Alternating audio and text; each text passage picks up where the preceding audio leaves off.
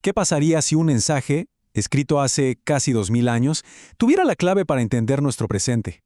Hoy vamos a meternos de lleno en las famosas cartas a las 7 iglesias del Apocalipsis. Vamos a descubrir por qué estos textos tan antiguos resuenan con una fuerza increíble en el mundo de hoy.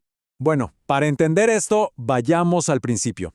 Todo arranca con el apóstol Juan, a quien se le da una tarea, digamos, monumental: escribir todo lo que está viendo y enviarlo a 7 iglesias muy específicas. Y ojo, no son iglesias elegidas al azar. Todas estaban en lo que hoy conocemos como Turquía, en un área bastante concentrada. Cada mensaje era básicamente como un diagnóstico espiritual hecho a la medida de los problemas y fortalezas de cada comunidad. Así que este va a ser nuestro recorrido. Primero, vamos a ver que estas cartas siguen un patrón muy claro y las 4 maneras en que podemos interpretarlas. Luego, nos vamos a clavar en 3 casos de estudio fascinantes: la iglesia que hacía todo bien pero había perdido lo más importante, la que sufrió una persecución terrible pero era espiritualmente millonaria, y esa otra, la que era tan tibia que causaba rechazo. Y al final, claro, vamos a ver cómo todo esto nos habla directamente hoy.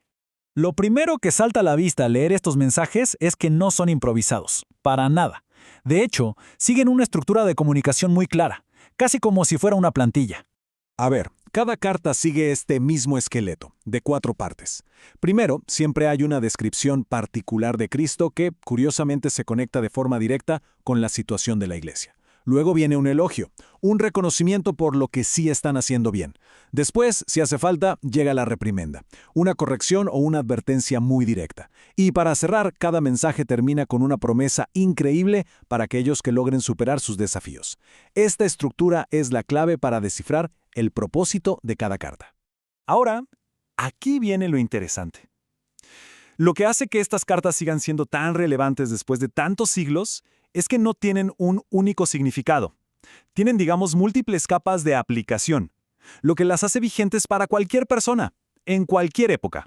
Son justamente estas 4 formas de interpretación las que nos permiten ver las cartas no solo como un documento histórico, sino como un espejo que nos habla de frente.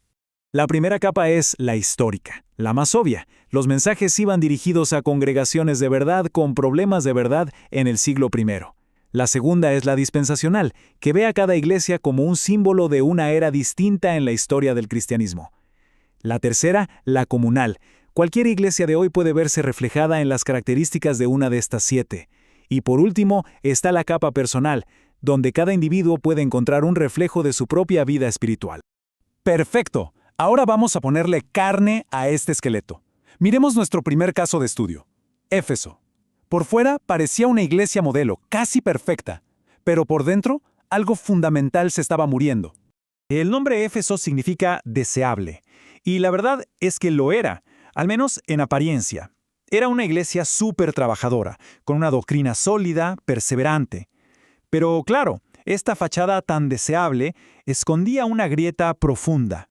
Y aquí es donde la cosa se pone complicada, porque por un lado, miren esta lista de elogios, es impresionante.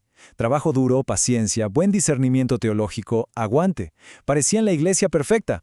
Pero todo eso queda en segundo plano por una sola y demoledora reprimenda: has dejado tu primer amor. Estaban tan pero tan ocupados trabajando para Dios que se olvidaron de su relación con Dios. Entonces la lección es brutal, pero súper clara. El servicio, el ministerio, las buenas obras, por más importantes que sean, nunca pueden sustituir una relación de amor genuina. Es casi un reflejo de nuestra cultura actual, ¿no? Del activismo, de la productividad, donde a veces el hacer le gana al ser. Se habían convertido en una organización súper eficiente, pero habían dejado de ser un organismo vivo, lleno de amor. Y ahora nos vamos al otro extremo del espectro.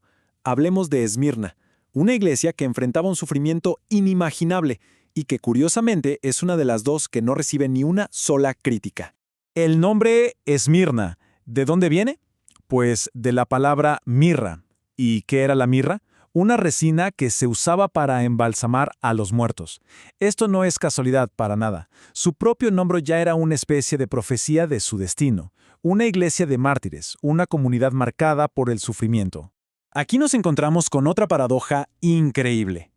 El mensaje reconoce su realidad. Estaban sufriendo, vivían en la pobreza material.